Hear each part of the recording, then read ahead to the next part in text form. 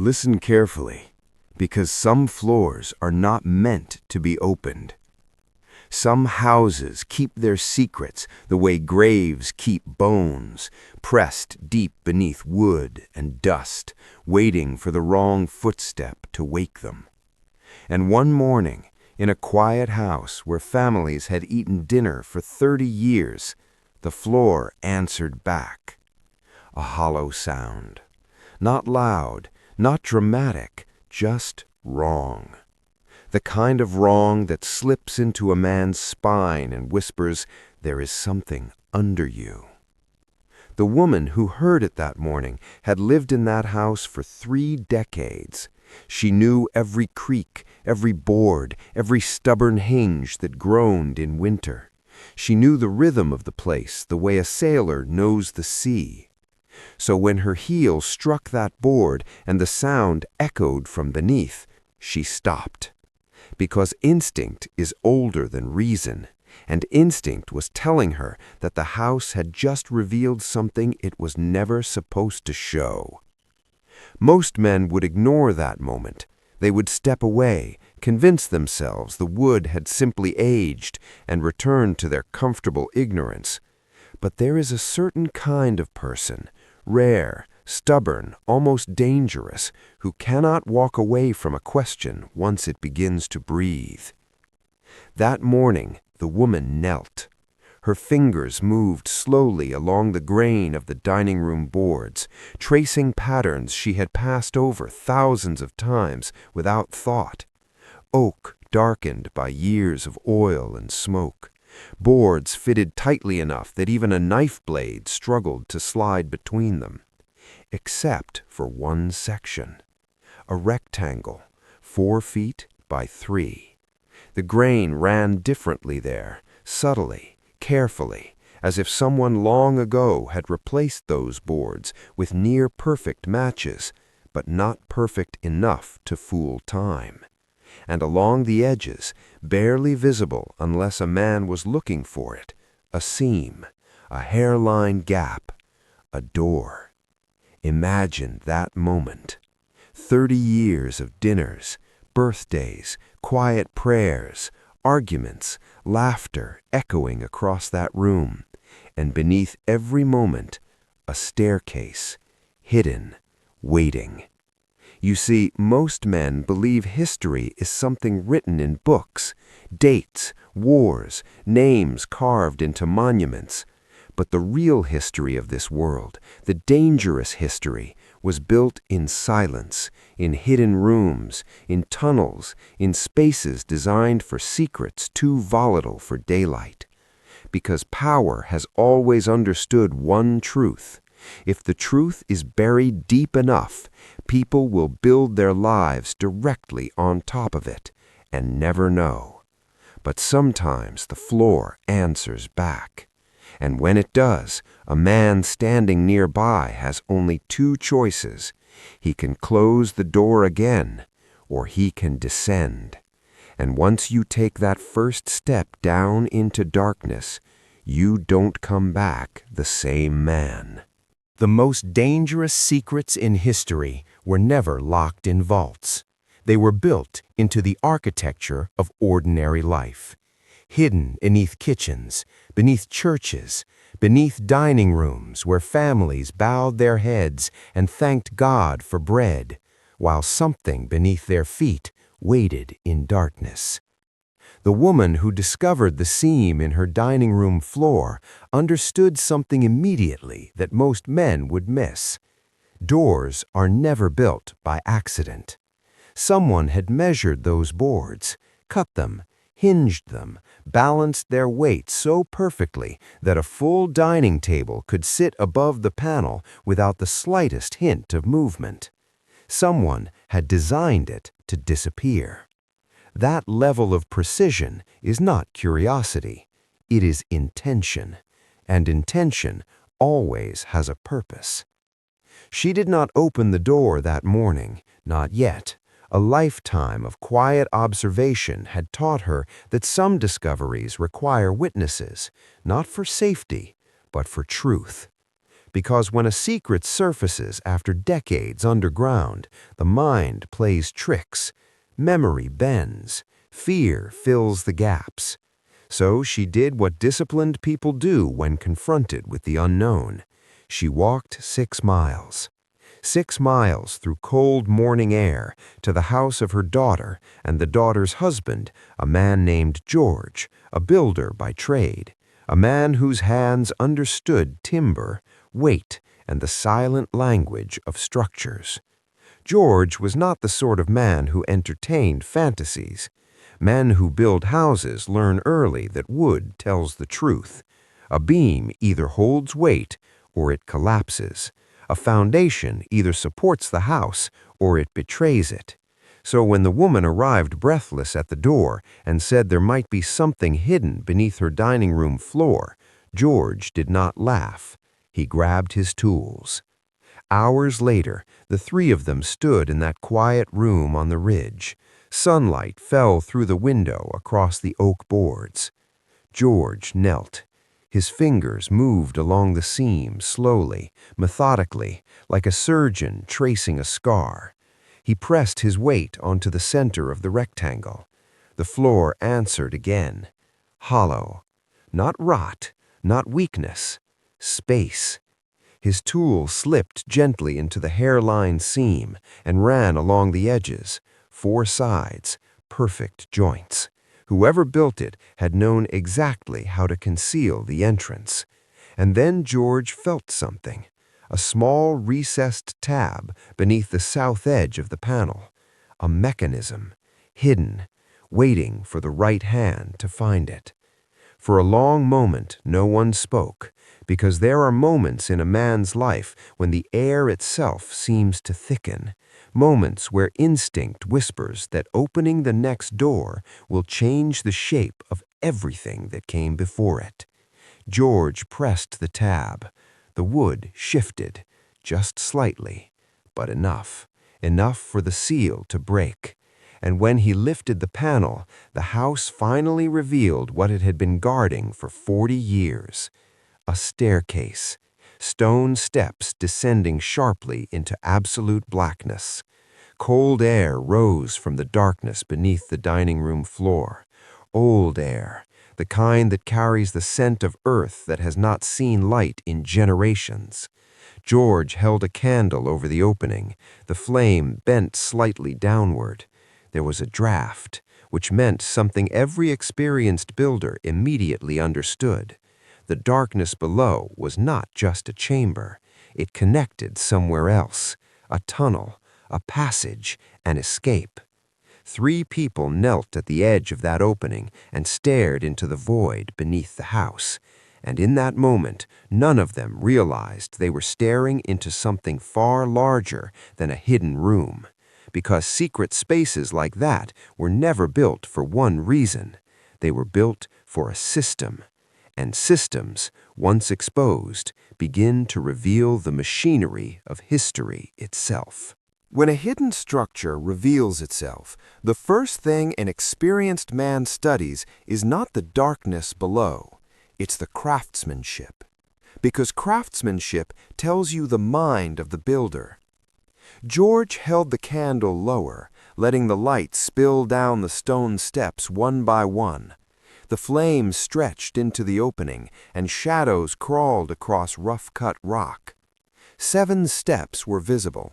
Then nothing, just darkness thick enough to swallow the light. Stone stairs in a mountain house were not unusual by themselves. Root cellars often required them, but these steps were different. They were narrow, steep, and cut with the kind of deliberate precision used when space mattered more than comfort.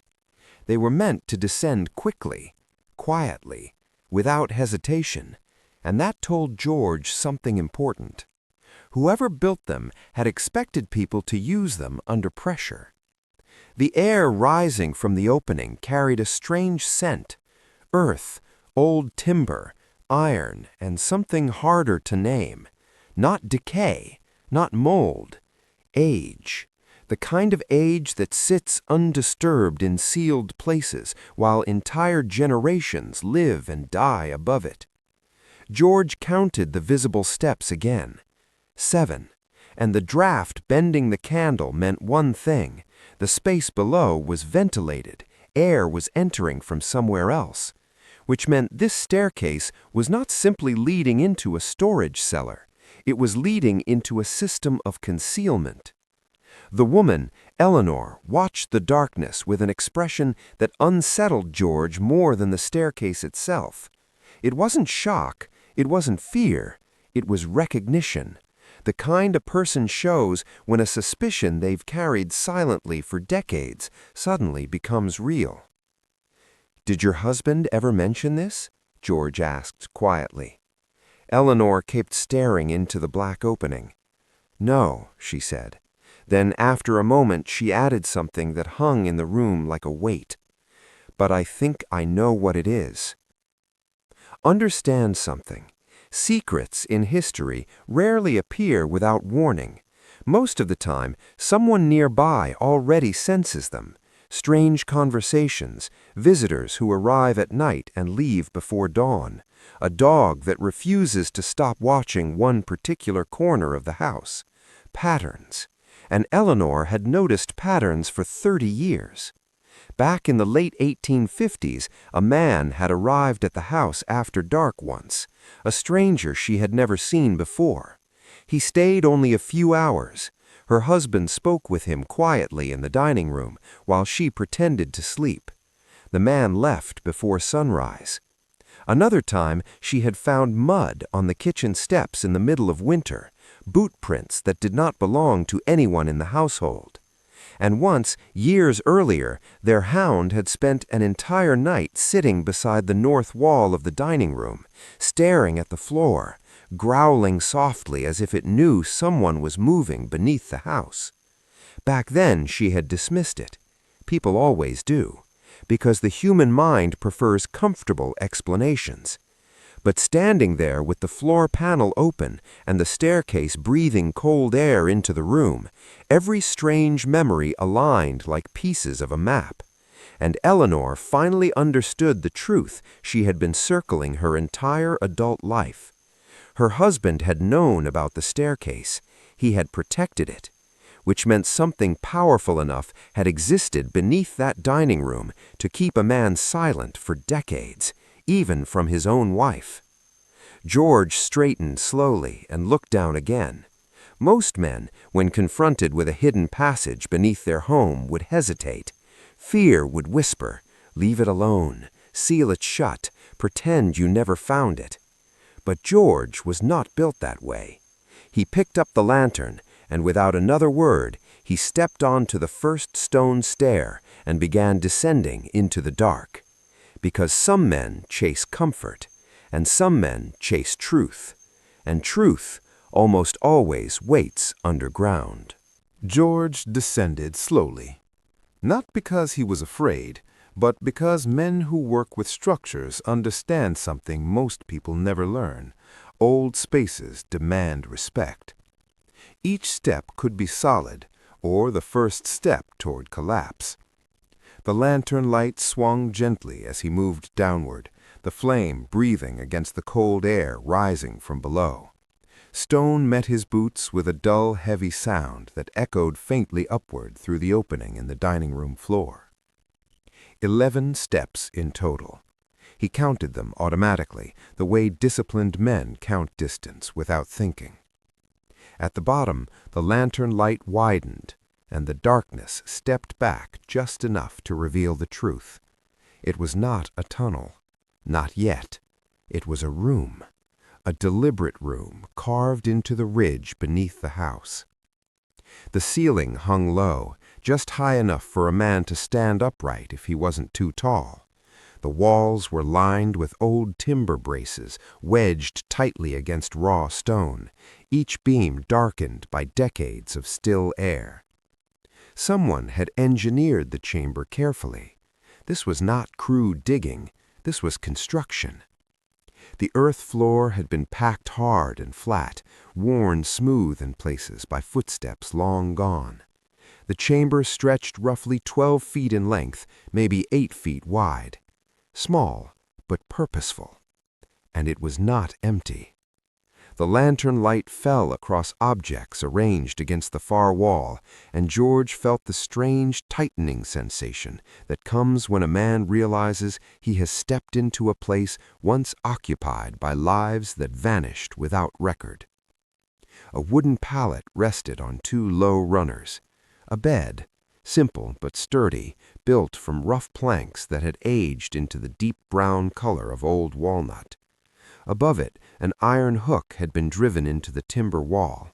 Two wool blankets hung folded neatly from the hook, their fabric faded into the dull yellow-gray tone that cloth becomes after decades in darkness. On the ground beneath them sat a tin plate and a tin cup, waiting, as if the person who had last used them had simply stepped away and forgotten to return.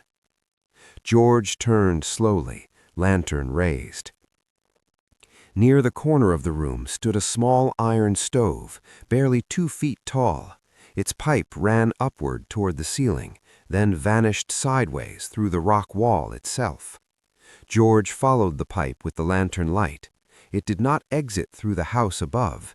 Instead, it disappeared through the mountain, a hidden chimney, which meant whoever built this place had understood something critical.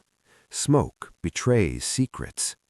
If smoke ever rose from the roof above the dining room floor, anyone passing nearby would ask questions. But if the smoke escaped through the hillside, hidden in brush and stone, no one would ever know people were living beneath the house. George stood in the center of the chamber and let the realization settle. This room had not been built for storage. It had not been built for wine, food, or tools. It had been built for people. People who needed to disappear. People who needed to breathe, sleep, and survive underground without being discovered. And that meant the room itself was only the first layer, because systems like this were never built for a single night. They were built for networks. The lantern light flickered across the packed earth floor again, and George noticed something else. The ground near the pallet was worn, not heavily, but enough. Footsteps, repeated over time. Someone had stayed here more than once, perhaps many times. And suddenly George understood the meaning of the cold draft brushing against the lantern flame. Air was moving through the chamber, slowly, from somewhere deeper, which meant there was another opening, another passage, another part of the structure hidden beyond the light of lanterns. George turned toward the staircase and climbed back up to the dining room. Nora and Eleanor sat at the table, silent. "There's a room down there," George said quietly. Nora leaned forward. "How old?" George exhaled slowly. Old enough that someone planned it very carefully. Then he looked at Eleanor and asked the question that had begun to burn in his mind. "Mrs. Harwick, what exactly do you believe this place was used for?" Eleanor's eyes moved slowly toward the open panel in the floor, and when she finally spoke, her voice carried the calm weight of a truth she had spent 30 years refusing to say out loud. "It was a refuge," she said, "a place for people who were not allowed to exist in daylight." And with that single sentence, the staircase beneath the dining room stopped being a curiosity and became something far more dangerous, a doorway into the hidden war that shaped the nation long before most men were born. Most men grow up believing history is loud. Battles, cannons, presidents standing on balconies declaring victory. But the real engines of history rarely make noise. They move in whispers, in hand signals, in lantern light beneath floorboards. And the chamber beneath the Harwick dining room was built by men who understood that silence better than anyone. George descended again with the lantern, this time slower, more deliberate, because now he was no longer looking for what the room was, he was looking for what it meant. He studied the pallet first. The wood runners beneath it were designed to lift the bed slightly off the earth. That kept moisture away and preserved warmth in cold seasons. A small but intelligent decision.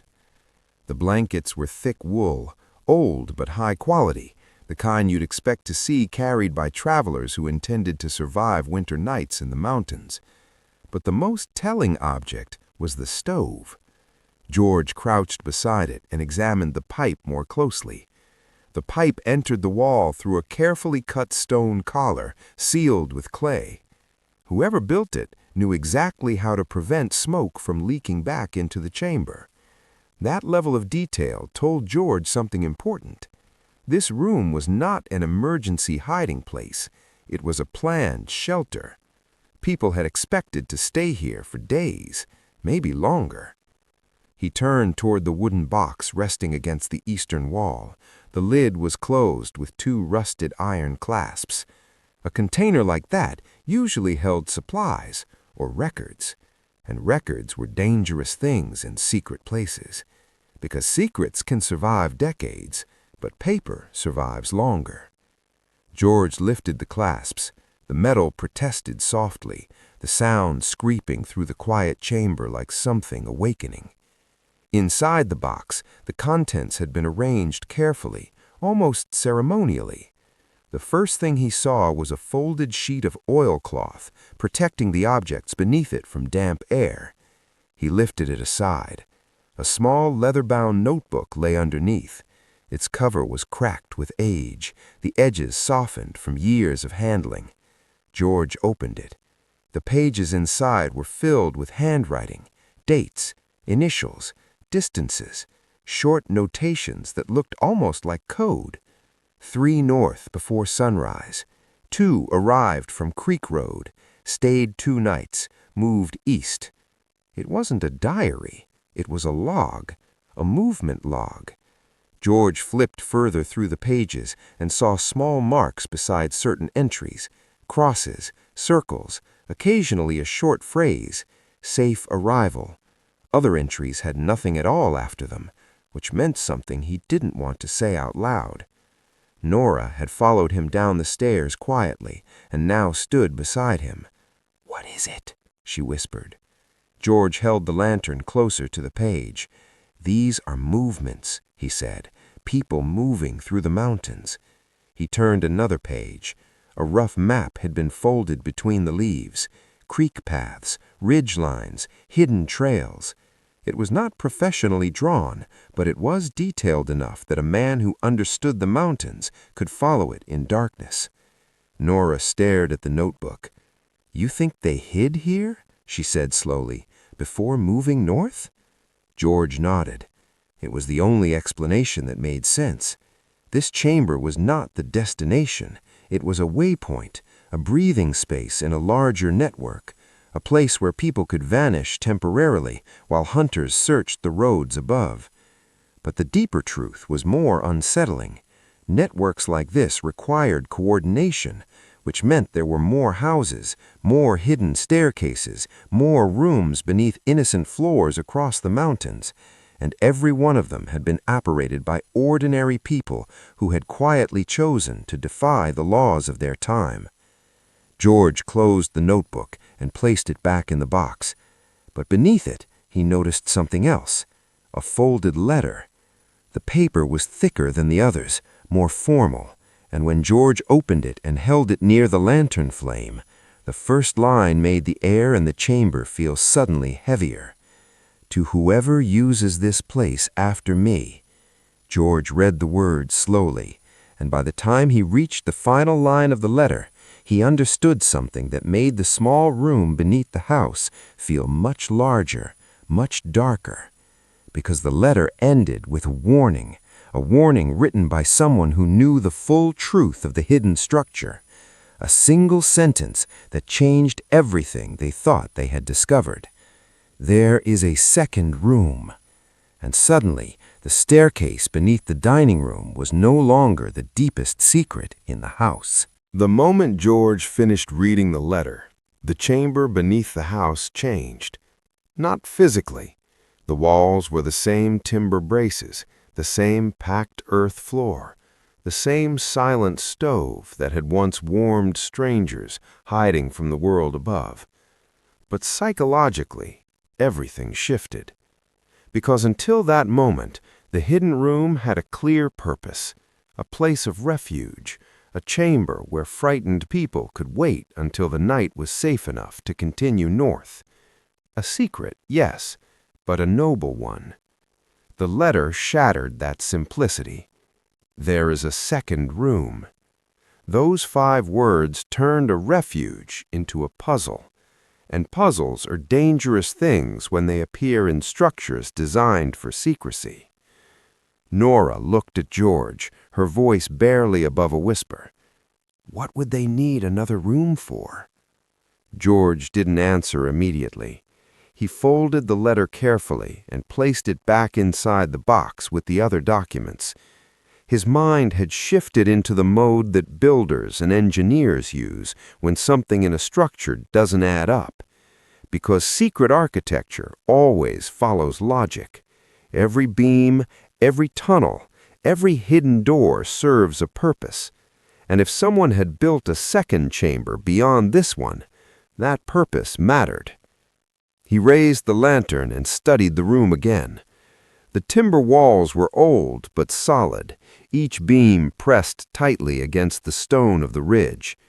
Whoever had constructed the chamber understood how to brace earth so it wouldn't collapse over time. But something else caught his attention now: the air. When he first descended the stairs, the lantern flame had bent slightly from a draft. At the time, he assumed the airflow came from the stove vent leading out through the hillside. But now that he stood still and watched carefully, the flame was moving again. A faint, steady pull toward the eastern wall, not toward the chimney, toward the timber braces, which meant something simple. Air was entering the chamber from somewhere behind that wall. George stepped closer. He placed his hand flat against the wood. Cold, not dramatically cold, but cooler than the beams beside it. That difference was small enough that most people would never notice. But when a man spends his life working with structures, temperature becomes a language. Wood touching solid earth feels different than wood touching open space, and this section of the wall felt wrong. George moved the lantern along the beam slowly. 4 feet wide, maybe 5 feet tall. The timber here looked identical to the rest of the wall. Same wedges hammered into the gaps, same dark stain of age. But the temperature difference continued. Nora watched him carefully. "You feel something?" she asked. George nodded. "This section isn't against the ridge." He ran his fingers along the bottom seam where the timber met the packed earth. There it was again, a line, almost invisible, a join so precise it disappeared unless a man was specifically looking for it. Just like the panel in the dining room floor. Someone had hidden a door inside the chamber itself, a second layer of secrecy beneath the first. George took his thin blade from his tool bag and slid it carefully into the seam. The metal traced the edge upward, across the top, down the other side. Perfect geometry, a concealed panel. But this one was larger, and the hinges, when he finally found them, were mounted at the top, meaning the door would swing inward into whatever space waited behind it. George paused before triggering the release mechanism, because this moment was different than opening the floor panel above. Upstairs had revealed a room designed for life, beds, food, warmth. This door was deeper, farther from the world, a space hidden behind another hidden space. And in every story ever told about secret architecture, the deeper the structure goes, the darker the purpose becomes. George pressed the recessed pin. The timber panel shifted silently, then swung inward. Beyond it lay a narrow tunnel, low, barely 4 feet high, just wide enough for a man to crawl or crouch through. A lantern light stretched down the passage maybe 15 feet before the darkness swallowed it, and the cold draft that had been bending the lantern flame was stronger now, air flowing steadily from the tunnel, which meant the passage continued, farther than the light could reach. Nora stared into the opening. How far does it go? George lifted the lantern slightly higher and stepped toward the entrance. "I guess," he said quietly, "we're about to find out." And with that, he crouched and moved into the tunnel, descending deeper into a secret that had been waiting beneath that house since before the Civil War. A secret that, once uncovered, would force everyone involved to confront a truth about history most men never dare to face. Because hidden systems don't just move people.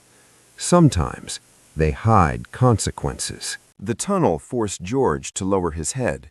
4.5 feet of clearance at most, maybe less where the ceiling dipped under heavier stone. The lantern scraped shadows along the timber braces as he moved forward slowly, one careful step at a time. This passage had not been carved casually. It had been engineered. The walls were lined with smaller beams than the chamber behind him, each wedged tightly against rough-cut stones. Whoever built this understood the pressure of earth, the slow shifting weight of a mountainside. Men without that knowledge would have died under a collapse long before the tunnel reached its end. The floor was packed dirt, hard, flat, worn. That detail stopped George for a moment. Worn meant traffic, not once, not twice, many times. Nora's voice drifted quietly from behind him. "You see anything?" "Not yet," George replied, keeping his voice low. Sound traveled strangely underground. Even whispers seemed to stretch farther than they should, bouncing off stone and timber. He moved another 10 feet. The draft grew stronger, which meant the tunnel was opening somewhere ahead. The lantern light flickered, briefly dimming as the air current brushed the flame. For a moment, the darkness surged closer, pressing against the edges of the passage like something alive. Then the light steadied again. George kept moving. 40 feet. That was his estimate when the tunnel finally widened and the lantern beam spilled into a second chamber. This one was smaller, much smaller, maybe 6 feet by 6, just large enough for 2 people to stand without touching shoulders. The ceiling here was barely tall enough for George to straighten his back, and unlike the first chamber, this one was almost empty. No pallet, no stove, no blankets, just bare earth and stone, which made it feel wrong immediately. Rooms built by practical men always have purpose, storage, shelter, escape, but this chamber looked like it had been used for something else entirely. George stepped fully inside. The lantern light settled across the ground, and that's when he saw them. Objects, a small pile in the center of the floor. At first, his brain refused to recognize what they were. Old leather shapes, cloth, wood. They looked almost like debris left behind by accident, but the longer he stared, the clearer the shapes became. Shoes, small ones, children's shoes. The leather had stiffened with age, the soles worn thin in places where tiny feet had pressed down again and again. Beside them lay a folded piece of cloth. George crouched slowly and picked it up. It was a child's sleeping cap, cotton, faded to the dull color of bone after decades underground. Nora stepped into the chamber behind him, the lantern light revealing the objects more clearly.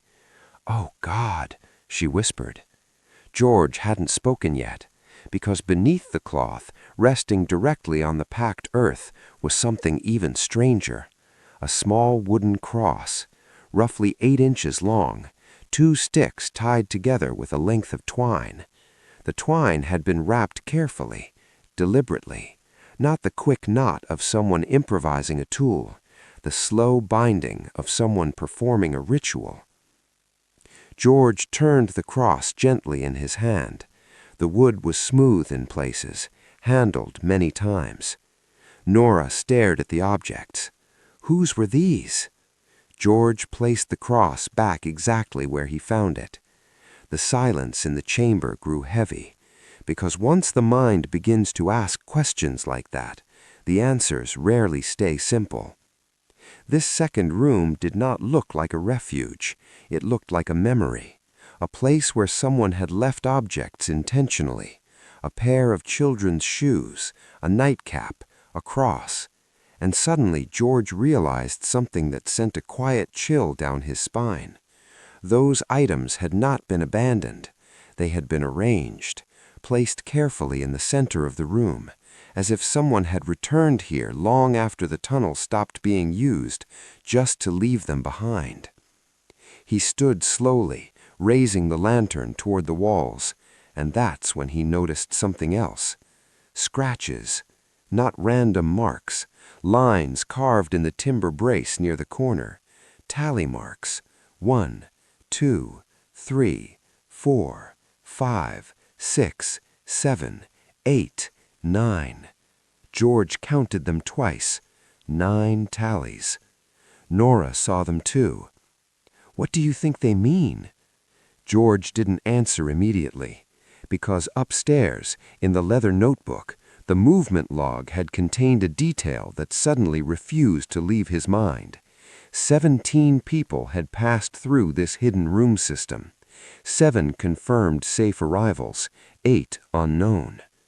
George stared at the tallies on the wood, 9 tallies, and for the first time since discovering the staircase, George began to suspect the house had not just been part of a rescue network, it had also been a place where the story didn't always end well. And sometimes, when systems built for salvation break down, they leave something behind in the dark, something history never writes down. George stayed in the second chamber longer than he intended, not because there was much to see, but because the silence in that room felt different than the silence in the first chamber. The refuge beneath the dining room had carried the quiet of waiting, like a train station after midnight where travelers once passed through. This room carried the quiet of endings. He lifted the lantern again and studied the walls more carefully. The timber supports were older here, thinner, almost improvised compared to the solid braces in the main chamber. That told him something important. This room had likely been built first, or built quickly, perhaps during a moment of urgency when someone needed a deeper hiding place than the chamber above. But what unsettled him most was the arrangement of the objects. The shoes had been placed side by side, not discarded, not lost, placed. The nightcap folded neatly beside them, and the small wooden cross laid gently across the cloth. Someone had returned here with intention. People don't arrange items like that unless they are marking something, remembering something, or honoring someone. George crouched once more and examined the shoes closely. The leather had hardened with age, but the stitching told them they had once been well made, not expensive, but sturdy.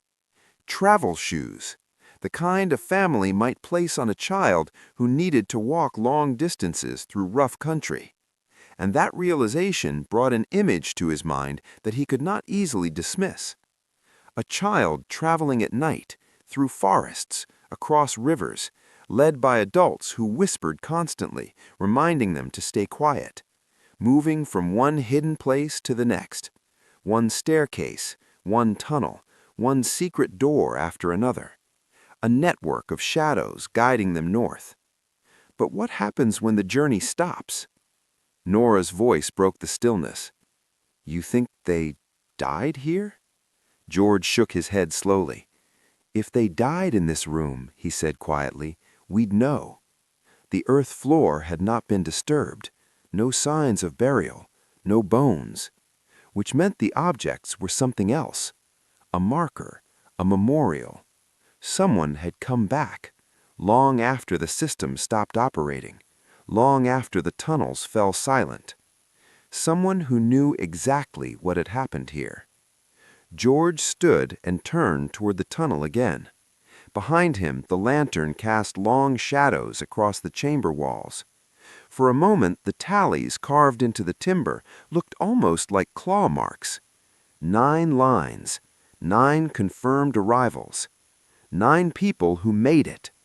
But the notebook had listed 17 travelers, which meant 8 had disappeared somewhere between this house and the next destination north. And suddenly, George realized something that had not occurred to him before. What if the second chamber had not been built as a refuge at all? What if it had been built as a contingency, a deeper hiding place in case hunters searched the house above, a place where people could crawl through the tunnel and vanish entirely while the main chamber remained empty? But if that was true, why leave the shoes? Why leave the cross? Why return years later to arrange them so carefully? The answer lurked just beyond the edge of his thoughts, a darker possibility. Because systems that move people through darkness rely on trust. Trust between strangers. Trust that every safe house in the chain is truly safe. Trust that every guide knows the path ahead.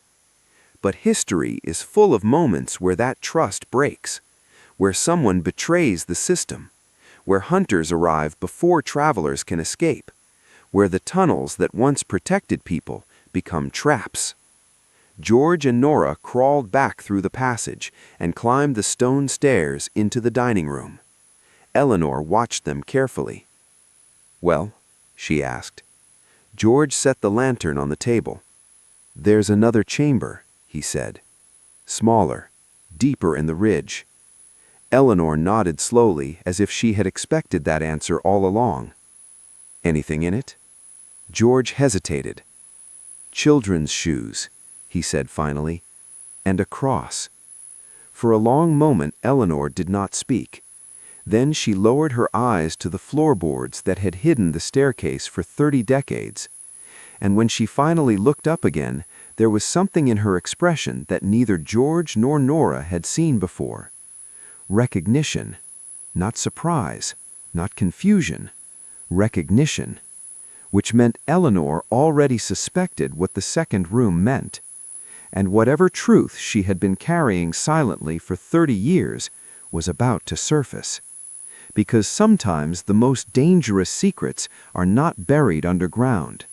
Sometimes they live quietly inside the people who built their lives directly below them. Eleanor did not answer immediately.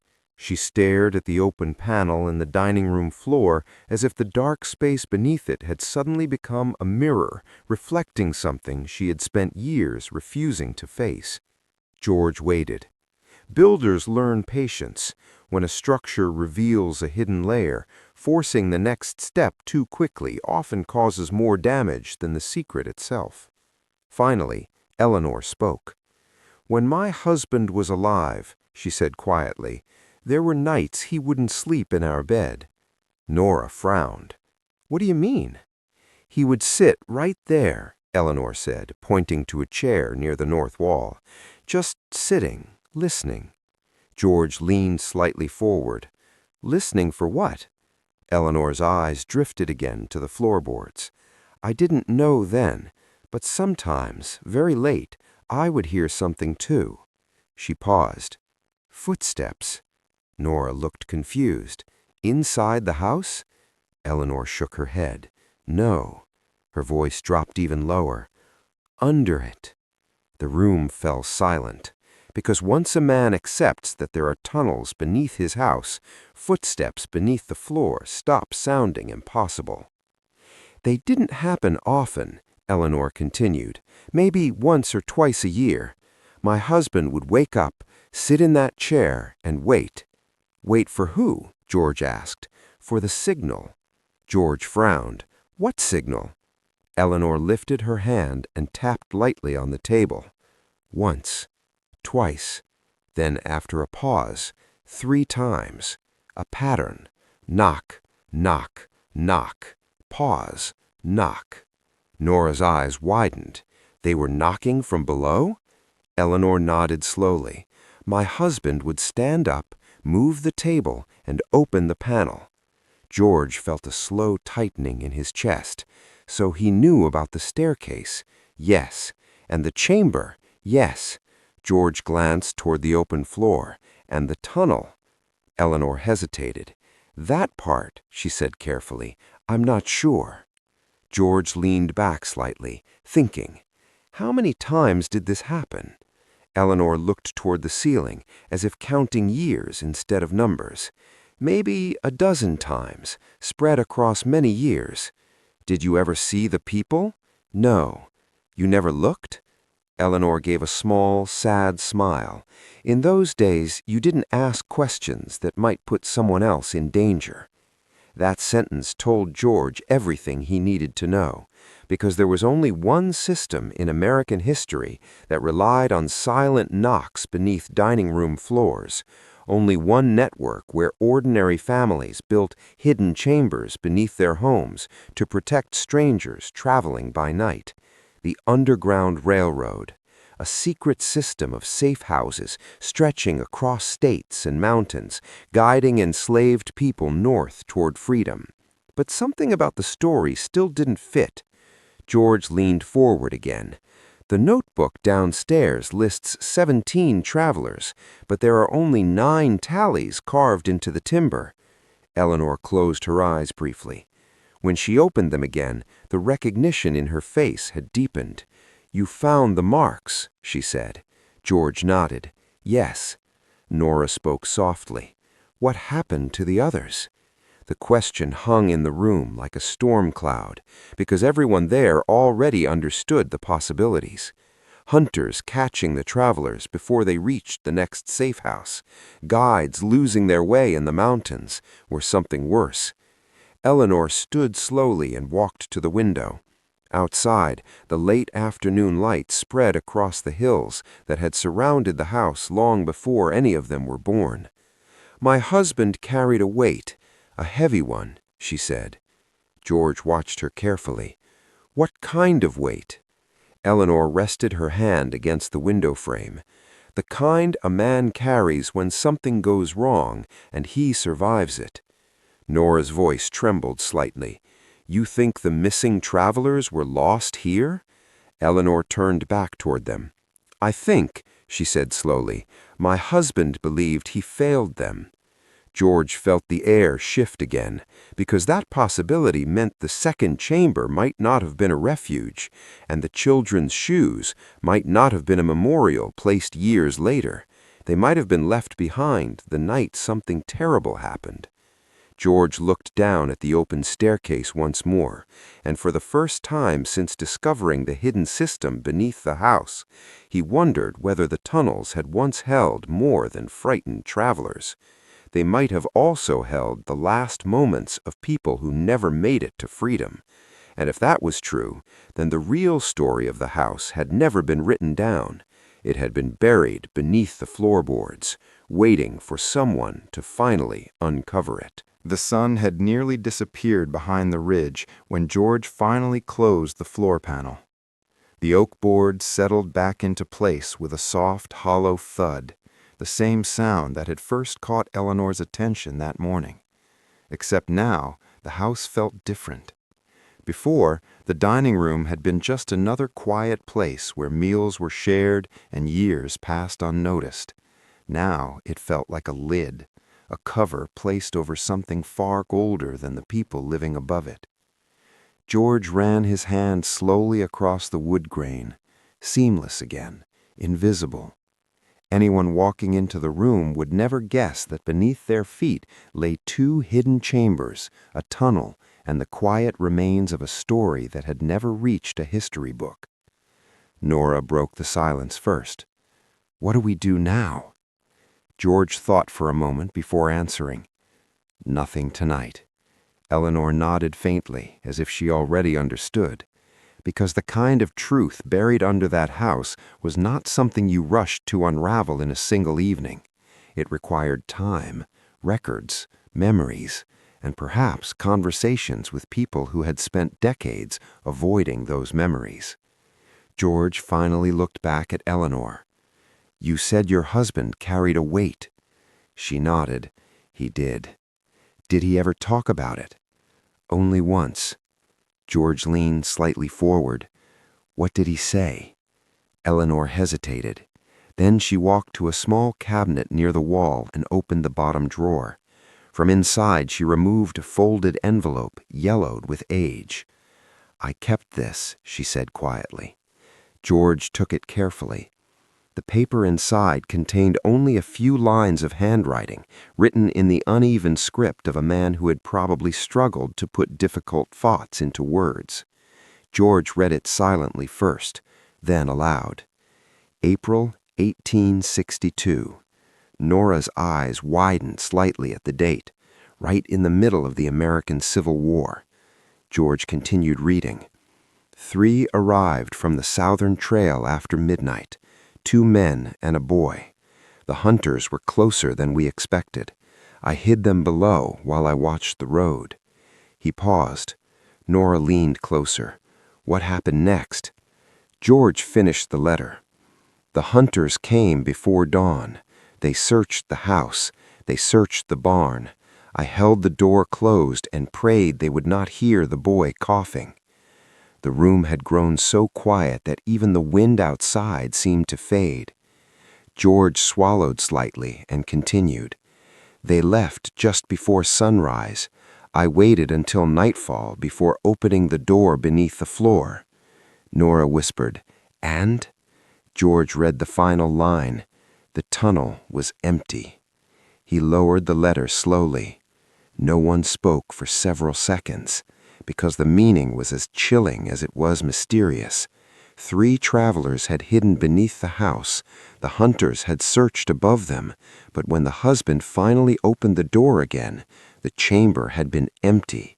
No footsteps, no message, no explanation, just absence. Nora looked from George to Eleanor. "They escaped," she said quietly. "They must have used the tunnel." George considered that possibility. It was logical. The tunnel led to the second chamber, and likely beyond that into the mountains. But the objects in the deeper room complicated that explanation. The shoes, the cross, the tallies. George folded the letter again. "Your husband never explained what he thought happened?" he asked.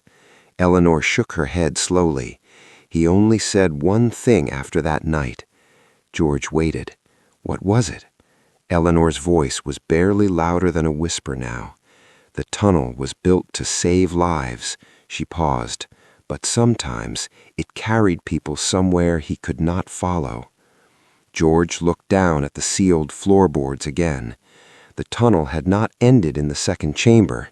The draft they had felt meant air was still moving through the passage, which meant the tunnel continued deeper into the mountain, somewhere beyond the reach of their lantern, somewhere the 3 travelers might have gone that night in 1862.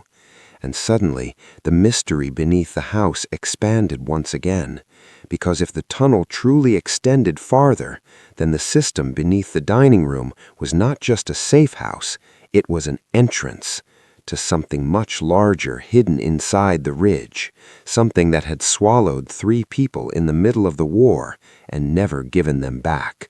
George carefully set the letter on the table, the faint rustle of the paper echoing in the quiet room. Nora leaned back in her chair, eyes fixed on the sealed floorboards. "They were never found," she murmured. Eleanor nodded, her hands resting lightly on the table. "Not for decades. My husband never spoke of them again, except for that one line." George felt a chill. The tunnel had been built for lives, yes, but the ambiguity lingered. People hidden there, yet disappearing without a trace. He stood and moved toward the fireplace where the embers from earlier had long since cooled. He felt along the mantel and found a small key tucked behind a faded photograph frame. Eleanor followed his movements with a curious expression. "Where did that come from?" George held it up. "I didn't notice it before. It's old. Could match the lock we saw in the second chamber." Nora leaned forward. "Do you think it opens something else?" George didn't answer immediately. Instead, he pulled the floorboards back a fraction, just enough to look down into the shadowed entryway. A thin draft slipped upward, carrying with it the faint scent of earth and old wood. "Look at this," he said. "There's a branch here. It seems to split. The tunnel doesn't just stop at the second chamber. It turns." Eleanor swallowed and whispered, "I never knew. I never wanted to know. My husband always said some things were better left buried." George glanced at her. "Some things," he agreed, "can't be ignored forever." Nora knelt beside the opening, shining her lantern down the descending path. The stone walls were rough-hewn, jagged with age, and the air smelled faintly metallic. "Stone walls," she noted, "much more than a simple hiding place. Whoever built this, they had skills." George inserted the key into the small lock at the far side of the second chamber. The metal clicked. He hesitated. "Shall we?" Eleanor's hand hovered above the table, trembling slightly. "If you do, I need to warn you, whatever lies beyond was not meant to be disturbed." Nora looked at George with that same spark he'd seen before, the one that refused caution in the face of mystery. George nodded slowly, then eased open the lock. A faint hiss of air escaped from the dark beyond, as though the mountain itself exhaled. The lantern light flickered against the rough walls of the newly revealed passage. It descended sharply, deeper into the ridge than any of them had imagined. George glanced at Eleanor. "We go together?" She swallowed, then gave a small nod. "Together." Nora shone the lantern down again. Shadows danced on the walls, forming shapes that were impossible to distinguish. George took a deep breath. "Let's see where this ends." And with that, they stepped into the darkness. The tunnel swallowed them, the faint scrape of their boots against stone fading as the light from the dining room disappeared behind them. Above, the house remained silent, its secrets pressing downward, patient, waiting. Because some mysteries, George realized, are not solved in a single night. They are unearthed step by step, layer by layer, in the echoing dark beneath history itself. The air inside the tunnel was cooler, heavy with the scent of stone and damp earth, carrying a weight that pressed against George's chest. Every step sounded louder than it should have, each footfall bouncing against the hidden walls like a warning. The lantern's light wavered as they moved, casting strange shadows that seemed to twist into shapes not meant for human eyes. George felt the ancient timber beneath his hands, rough and worn, yet impossibly precise. Whoever had built this had done it with purpose, a meticulousness that bordered on obsession. The tunnel wasn't a simple hiding place. It was a controlled environment designed to shelter, to conceal, and perhaps to manipulate those who would enter. Nora's voice broke the silence. "Look at the stones. They're not random. Each one is cut, fitted perfectly. Whoever did this, they weren't just hiding someone. They were creating a fortress." Eleanor's hand touched George's arm. "Remember, some things once seen cannot be unseen. This is not just history. This is control, power, secrets meant to shape the living and the dead." George nodded, the weight of her words settling into his bones. They descended the final steps into the second chamber. The light flickered across objects arranged with deliberate care. Small shoes, a cross, remnants of lives hidden in simple sight. George inhaled slowly. He had entered thinking this was about hidden rooms, a secret tunnel beneath a floor. But now he understood. It was about a system of concealment, of manipulation, stretching across decades. And the true story was only beginning. He looked at Eleanor, then Nora. "Whatever we find, it will change us." The silence of the ridge pressed in, as if waiting for their acknowledgement. The tunnel, the chambers, the hidden stairways, they were more than history. They were a lesson in hidden power, a blueprint for control passed down in the shadows, whispered through generations. And now they were part of it.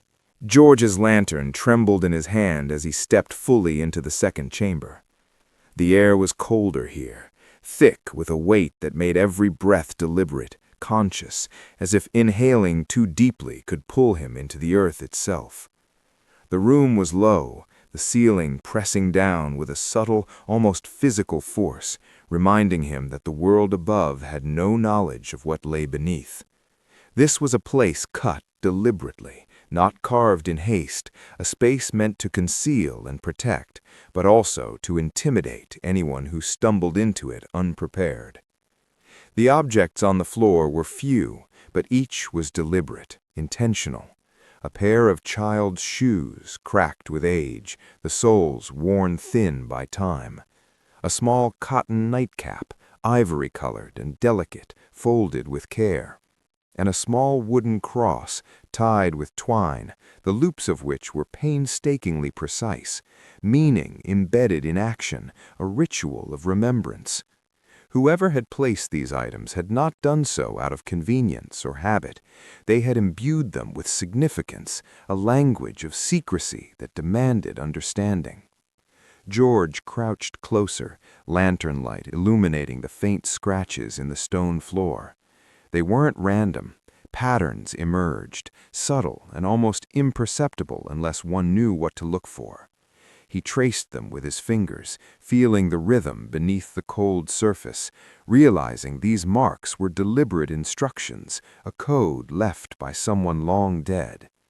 The weight of understanding pressed down on him. This was a message meant to be deciphered by those who dared to enter, a warning, a history, a confession. Nora, standing just behind him, whispered, "It feels alive down here, doesn't it?" George didn't answer immediately.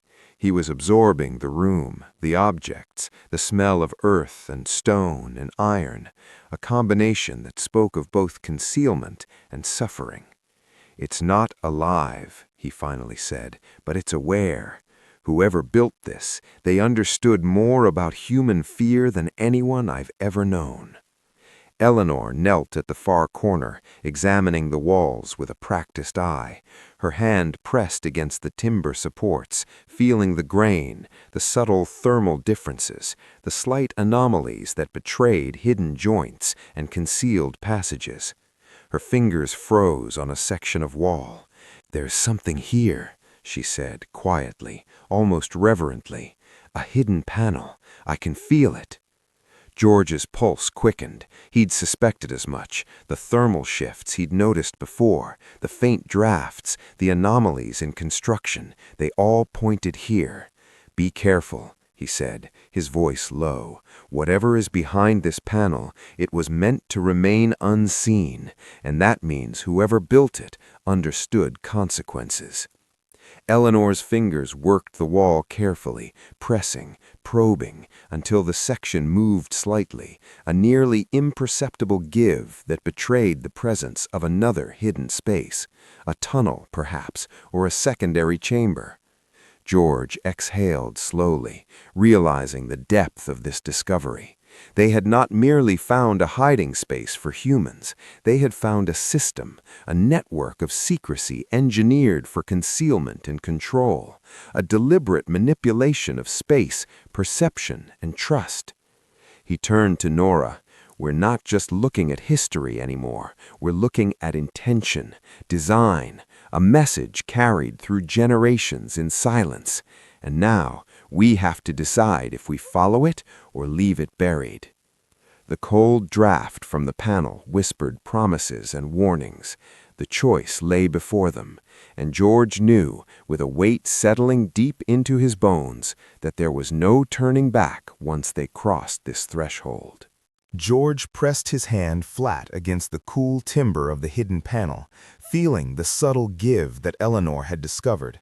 The recessed pin was barely perceptible, almost invisible, yet it was the key. With a slow, deliberate motion, he pressed it, holding his breath as the panel swung inward. The hinges were silent, smooth, engineered with an intention that spoke louder than words. Whoever built this did not want it discovered, but if it was, they wanted it to open in a way that could not betray them through sound or error. The opening revealed a narrow tunnel, low and confined, shored with smaller timbers and fitted stones. The air that rushed out carried the chill of the mountain core, heavy with the scent of damp earth and the faint tang of iron.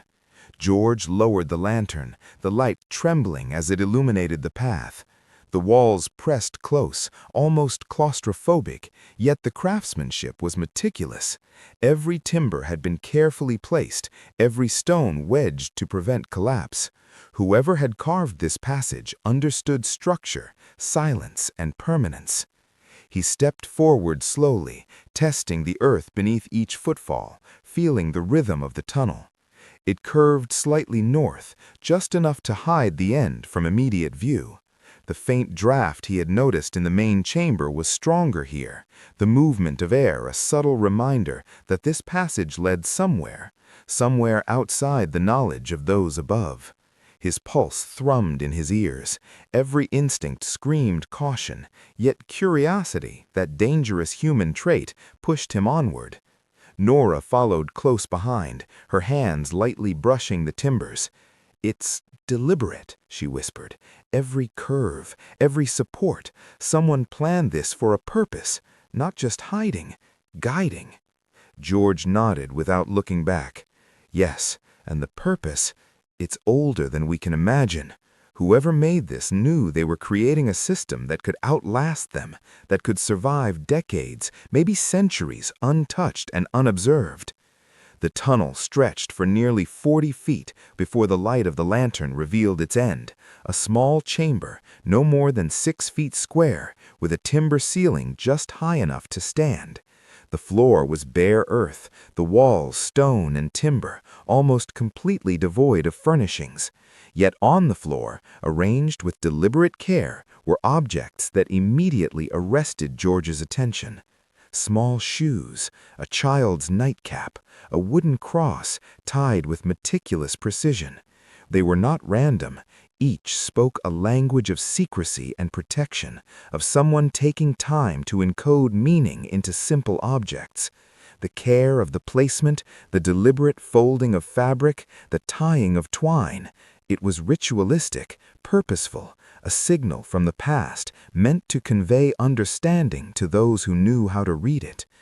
George exhaled slowly, feeling the weight of it settle over him.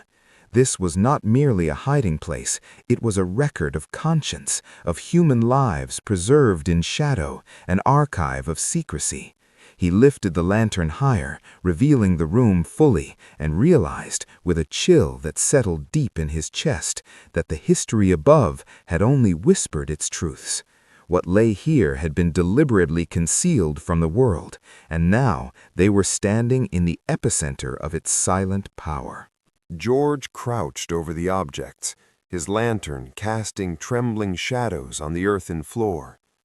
Every item seemed ordinary at first glance: shoes, a nightcap, a wooden cross, but the care in which they were arranged whispered of something far more sinister and deliberate. The child's shoes, worn thin, spoke not only of innocence, but of lives forced into secrecy, lives that had been hidden to survive. The nightcap, folded with precision, smelled faintly of age, yet it carried the residue of fear, of nights spent in silence, listening for sounds that might betray them. The cross caught his attention last. It was small, simple, yet the twine binding it had been tied in a deliberate, almost ceremonial way. George could feel the intent in the knot itself. Someone had taken time to bind it, to create a symbol not just of faith, but of protection. He traced the twine with his fingers, feeling the tension in the strands, the care with which each loop was made. This was not functional. It was symbolic, a message left in plain sight for those who could read the language of survival. Whoever had left these objects wanted them to be discovered by someone who could understand the gravity of the act. George's mind raced. Each item was a testament, a silent witness to acts that could not be spoken aloud. He understood then why Eleanor had never asked, why the Harwicks had never spoken. The risk of knowledge, the danger of acknowledgement had been too great. What had been hidden beneath the dining room floor was not just a secret, it was a living network of moral choices, of human courage and human cost. Every step taken in that tunnel, every item left in the chamber, had been part of a carefully maintained chain of survival. Nora watched silently, her breathing shallow, eyes wide. "Why hide it like this?" she asked, her voice almost breaking. "Why not leave it in the open?" George shook his head slowly. "Because the world above isn't always ready to understand what lies beneath. Because the knowledge of this changes people, and some truths are dangerous when left exposed." The weight of that realization pressed down on them. They were standing on top of a moral fault line, a place where human action and human fear intersected. And yet the objects demanded recognition. They demanded that someone honor what had been done, that someone acknowledge the courage, the terror, and the calculated decisions that had kept lives safe. George reached out, carefully moving the cross to examine it fully. The act felt sacramental, almost forbidden. The air in the chamber seemed to thicken, heavy with centuries of silence, with the collective memory of those who had lived in the shadows. And in that stillness, George understood the truth.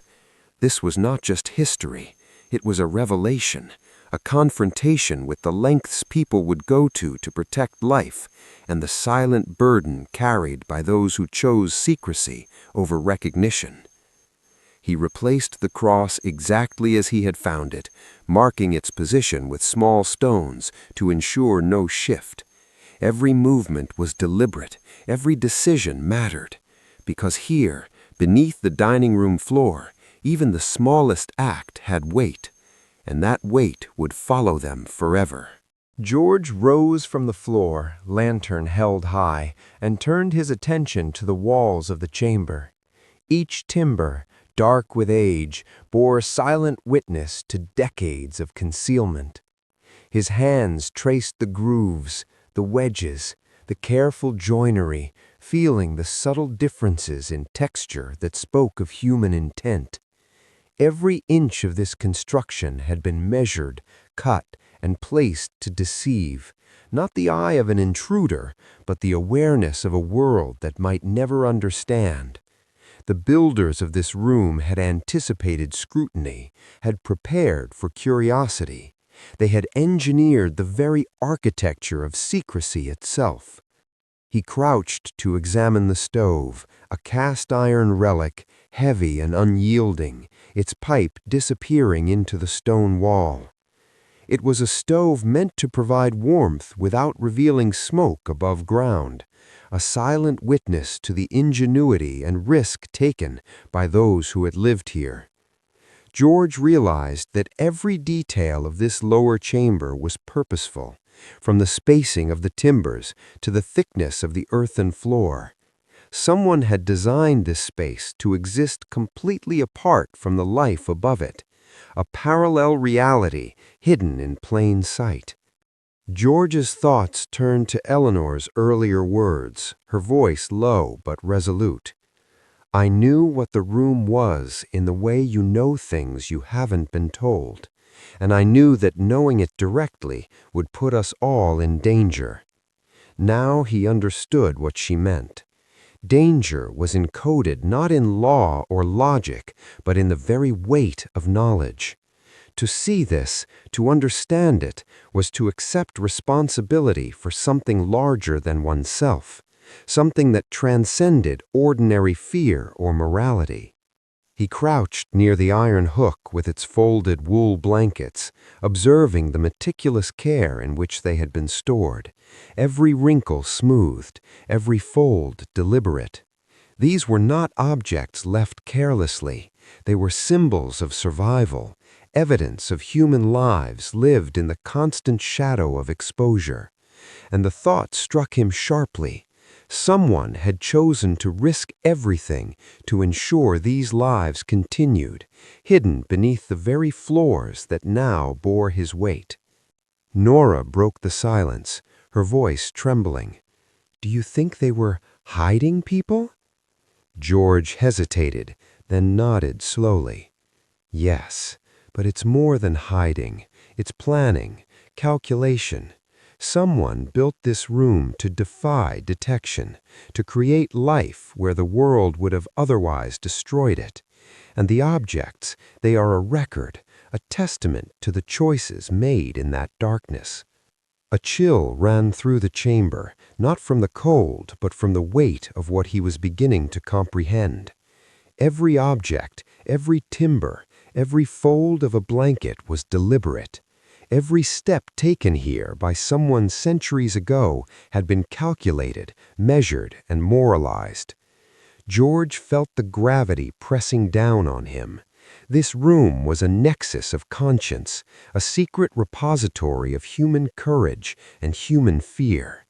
And now, as he stood in the flickering lantern light, he realized that the responsibility to honor it had passed to him. The objects demanded recognition, not possession. They demanded understanding, not exposure. And in that understanding lay the first step into a deeper, darker truth, that what was hidden beneath the dining room floor was only the beginning. George's eyes lingered on the far wall of the chamber, where the timbers met the stone with mechanical precision. At first glance, it seemed solid, continuous, a wall that had withstood decades without complaint. But instinct, sharpened by hours of careful observation, whispered otherwise. His hand pressed flat against the wood, running slowly from top to bottom. The timber was slightly cooler in one section, a subtle thermal anomaly, barely perceptible unless one was searching with total attention. Cold that should not be, against stone that should retain heat. He froze. This was not decay, not a trick of the eye or mind. This was design. Someone had hidden something within the very skeleton of the wall, a second secret, a deeper layer beneath the first. Every hidden chamber has its purpose, and the builders of this place understood the human tendency to assume a single secret as all there is. They exploited it. They had anticipated not only discovery, but curiosity, and they had built an answer into the very fabric of the structure. George produced a thin-bladed tool, moving it along the edges of the anomalous panel with the same meticulous care he had shown above. The joints were invisible, the craftsmanship flawless.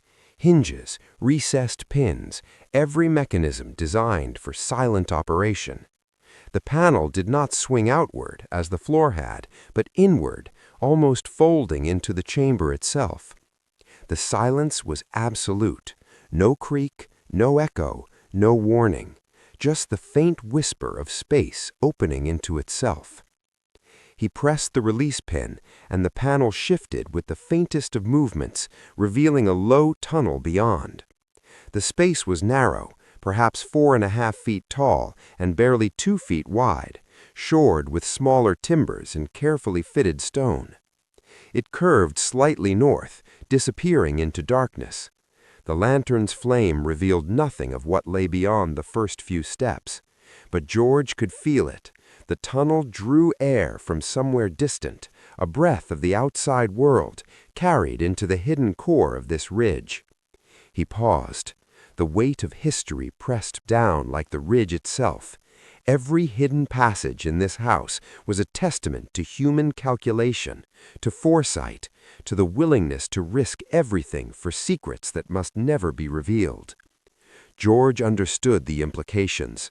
The first chamber had been deliberate, yes, but the second, this tunnel, was strategic, part of a network designed to move, to protect, to hide. Lives had depended on this, perhaps not just a few, but dozens, and yet no one outside had ever known. He crouched at the tunnel entrance, lantern raised, and felt the air move against his face. This was not just a room, not just a secret stairway. This was an underground labyrinth of conscience, courage, and cunning. One misstep, one careless word could undo centuries of careful planning. The tunnel's darkness swallowed the light, and yet it called to him, a siren of truths hidden so well that to know them was to change fundamentally who he was. George took a steadying breath, his hand brushing the first stone. Step by step he entered, fully aware that the further he went, the deeper he fell, not just into the earth beneath the dining room floor, but into the forbidden truths of human intent, risk, and morality. This was no longer just discovery. It was initiation into a legacy of secrets kept alive by silence. The tunnel narrowed as George advanced, each step deliberate, careful. The air grew colder, damp, pressing against his skin, carrying the scent of earth, stone, and something else he could not name, a faint tang of iron, of age, of lives hidden and left to rot in silence. His lantern's flame flickered against the walls, revealing only what it allowed him to see: timber braces, rough-cut stone, and shadows that seemed to stretch deeper than the light itself. After what felt like an eternity of creeping, twisting steps, the tunnel widened suddenly, opening into a small chamber. Barely 6 feet by 6, its ceiling just high enough to stand for someone of ordinary height.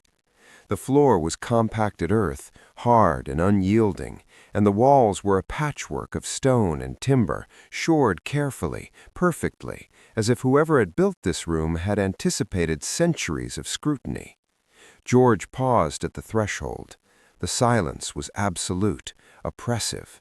The stillness carried a weight, like the room itself had been holding its breath for decades, waiting for discovery, waiting for him. The lantern illuminated the center of the floor, and then he saw it, a small, deliberate arrangement of objects that froze him in place. Shoes. Tiny shoes, worn thin and cracked, their leather stiff with age. A folded piece of cloth. George lifted it slowly with trembling fingers, revealing a small nightcap, delicate and aged to ivory. And beneath that, a small wooden cross, roughly 8 inches long, tied with twine in a deliberate, almost ritualistic fashion. He crouched lower, heart hammering. Every detail screamed intent. The cross was not functional, it was symbolic. The tying was careful, measured, an act of devotion. The objects had been left with thought, with purpose. Someone had taken the time to craft meaning in the darkness, to communicate without words. This was not just a hiding place, it was a sacred space, a repository of memory, perhaps even of penance. The implication struck George with a chilling force. This second hidden space was not meant for comfort or casual concealment. It was a room built to bear witness, to carry the imprint of human morality and fear, preserved in silence. Someone had endured this underground existence, lived among the walls, moved through this dark labyrinth, and left signs for the future. They had trusted that discovery would come one day, but only to those who were worthy. George lowered the lantern and let the shadows stretch across the room. He marked each object's place with small stones before moving them, a strange compulsion urging him to preserve the deliberate arrangement exactly. He understood why, though he could not yet articulate it. Some truths demanded respect, some secrets demanded ritual acknowledgement before they could be shared, and some knowledge was dangerous precisely because it changed a man the moment he absorbed it. He straightened slowly, breathing in the heavy air, and knew that whatever he did next would matter. Every decision, every choice in revealing what lay beneath the Harwick dining room carried weight. There was no returning to ignorance, and deep in the heart of the ridge, hidden beneath centuries of silence, the small objects waited, patient as stone.